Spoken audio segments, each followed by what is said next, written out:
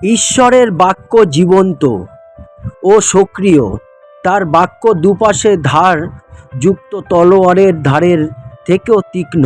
এটা প্রাণ ও আত্মার গভীর সংযোগস্থল এবং সন্ধি ও অস্থির কেন্দ্র ভেদ করে মনের চিন্তা ও ভাবনার বিচার করে। হালেলুয়া, জয় যিশু।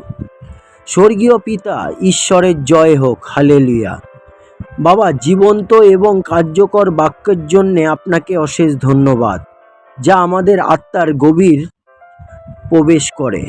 আমরা আপনার বাক্য পড়া চর্চা করার সাথে সাথে আমাদের জ্ঞান এবং বোধগম্যতা দান করুন, যাতে আমরা তার সত্যের দ্বারা রূপান্তরিত হই।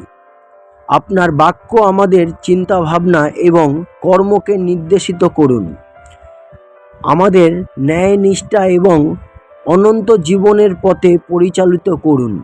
বাবা, আপনি ইতিমধ্যে আমাদের জীবনে যা করেছেন সেই সব কিছুর জন্য আমরা কৃতজ্ঞ। ধন্যবাদ প্রভু। জয় যিশুর জয় হোক।